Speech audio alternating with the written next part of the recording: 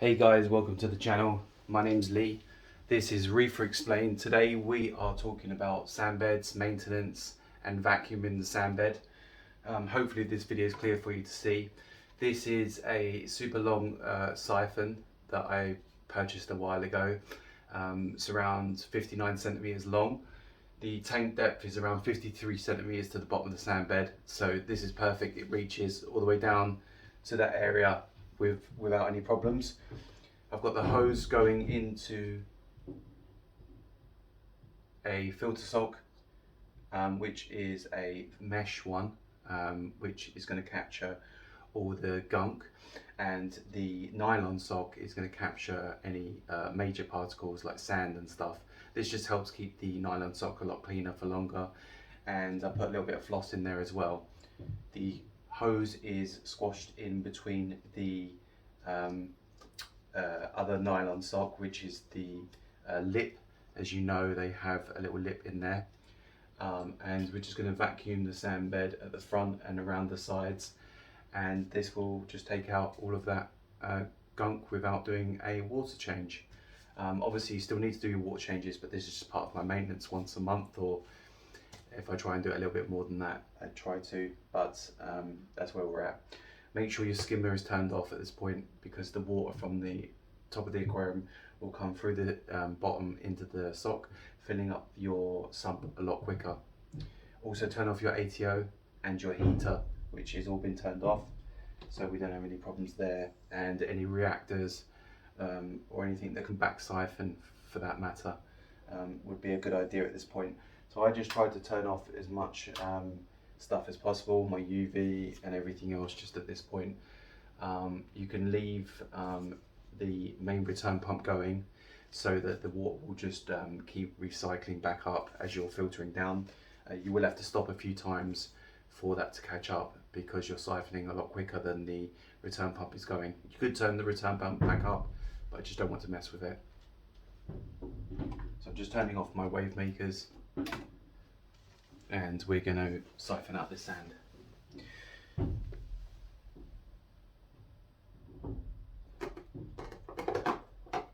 So one thing I like to do is wear a glove. Now this is because I've got cuts in my hand, and I just don't want any dirty salt water into my wound. And my hand won't be going all the way into the tank, but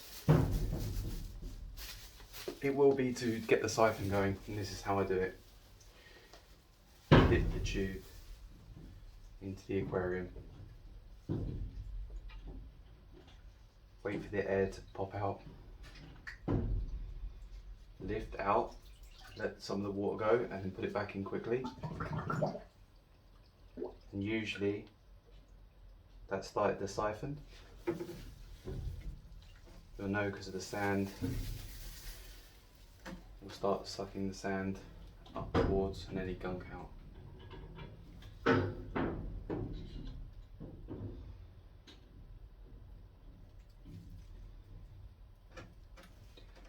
So you're just going to siphon each part of the sand, removing any of that waste out of the sand. And it's a good time, which I did before this video was shooting, to kind of baste off your live rock and corals for any build up of detritus on the rocks.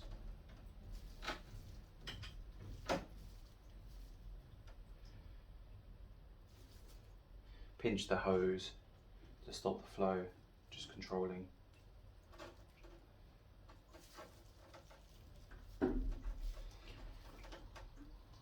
Now if this is the first time that you're ever going to contemplate siphoning out the sand, personally my advice would be to do sections of it. Maybe just the front areas to start with.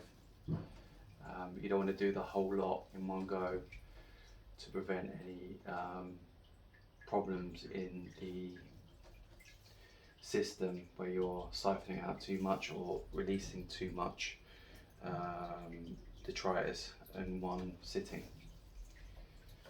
So my sand bed's not too bad actually, so I'm just going to do a quick, so I'm pinching the hose And a good idea as well is to get some clamps. Now they can be from your dollar store or your pound store in the UK, and you want to make sure that the filter sock is clamped onto the side of the sump and near your original filtration if possible, because then anything else that goes through the sock will just go into the filter trays.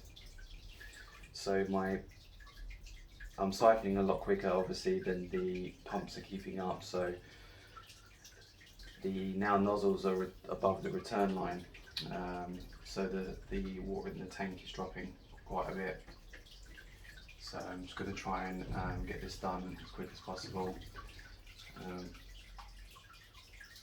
Now you could do this probably once a month to keep on top of your normal maintenance, and it just gets rid of any, obviously as I said, any kind of bad elements that are in there, like any algae or any uneaten foods, and any sand that you do siphon out by mistake. This is quite fine sand, then obviously you could always top that up later on, just by obviously having a bag of sand on hand if it's dry sand, or just purchasing a bag of sand and then just adding some new sand on top once you've siphoned it. I wouldn't put new sand on top of old sand until you've siphoned that area, just because you don't want to be trapping anything in that sand. So I'm just pinching off the hose at the moment to slow down this flow, to let the water catch up for a minute. We've done the back area and we've done a little bit of the front area. It's mainly the deeper areas and the areas where you're feeding the most, where you'll see a lot more kind of detritus from the fish pooping. There's some particles coming out of the tank now. Now this is obviously got a sump, and it is an all-in-one system, so it does have a rear chamber for the weir behind here, and it is a good idea to siphon that out. I try to do that every 3 to 4 months.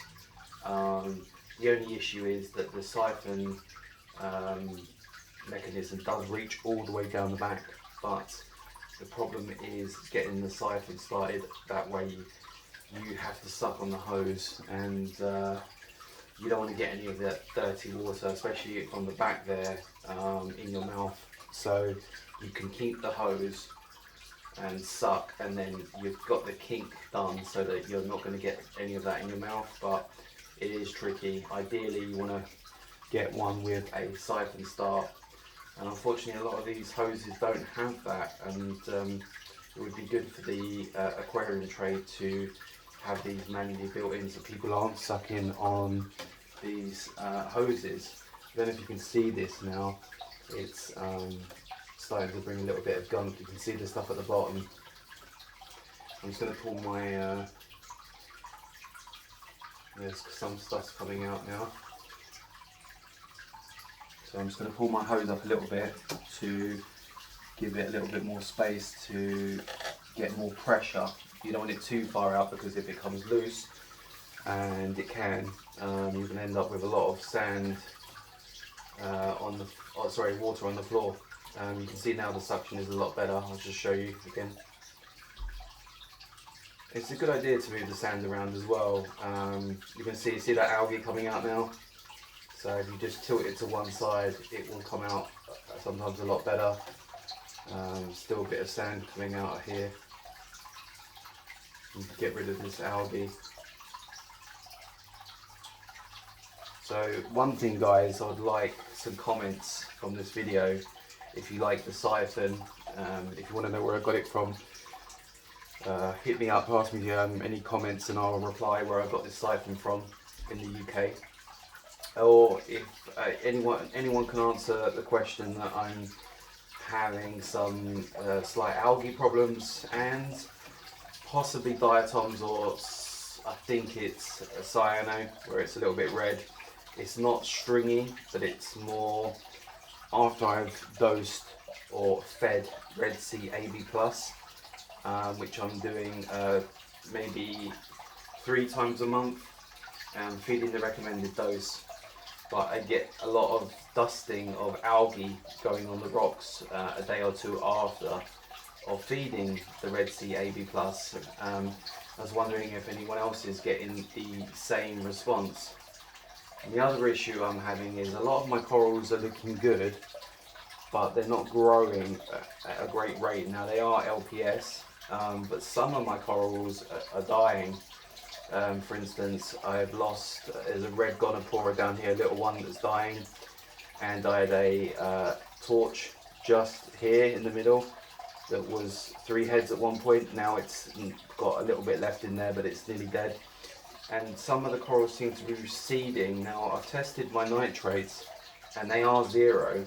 I've tested with Hannah, a checker, and I've also tested with some other test kits like API and also Aquaforest nitrate checker.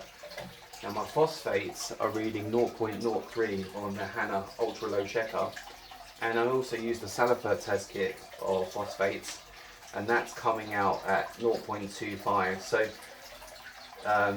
I do have phosphates in the system, which is fine. I know that you should have some phosphates. Now I'm using a little bit of Rorophos to help keep that under control, but my nitrates are 0.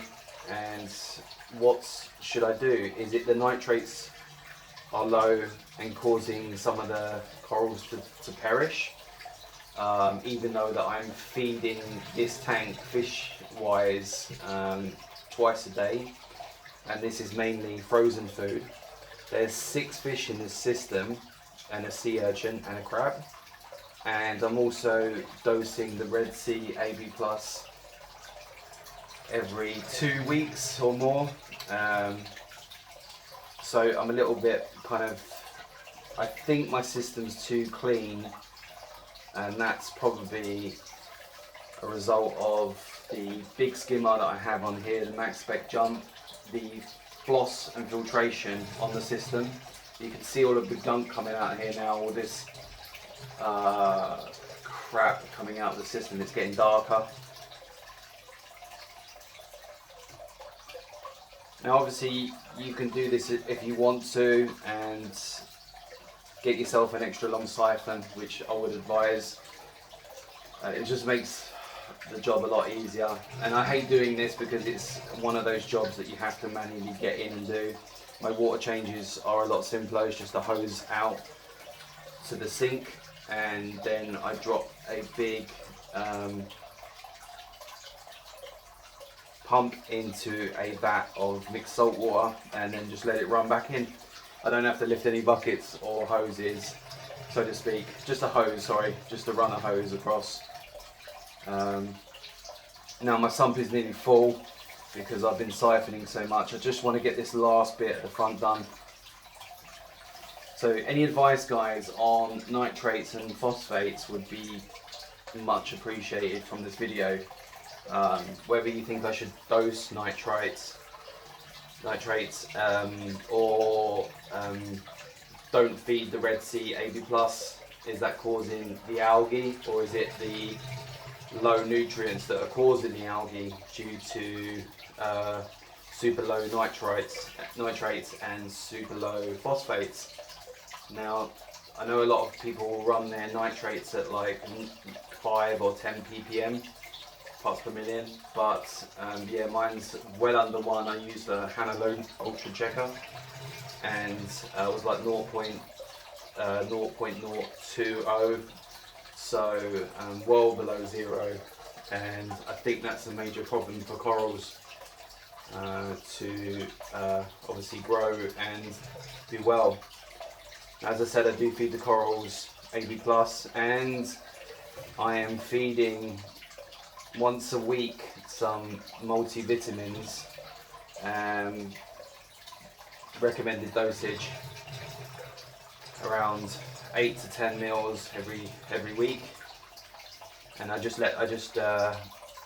don't target feed that. I just literally let it go into the system and then go its course that way.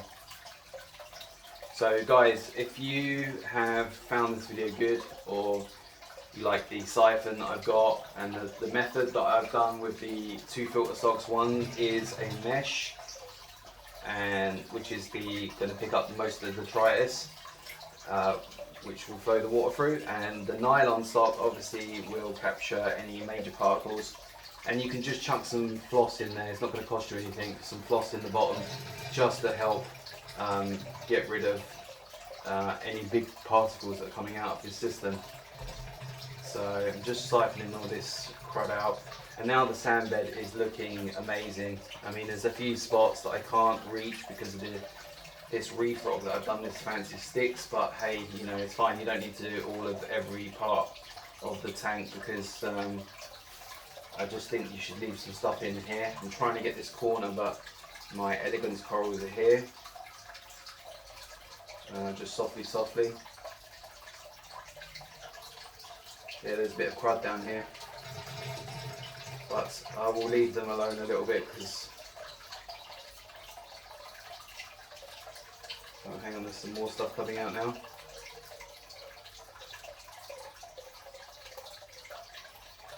There we go, that'll do.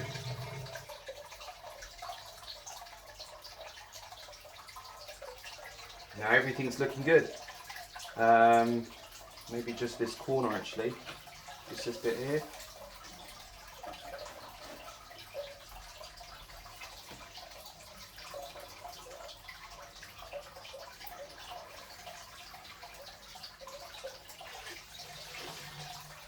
All I do is pinch the hose, let the top of the water go out, lift it up, make sure all the water's out of the hosing.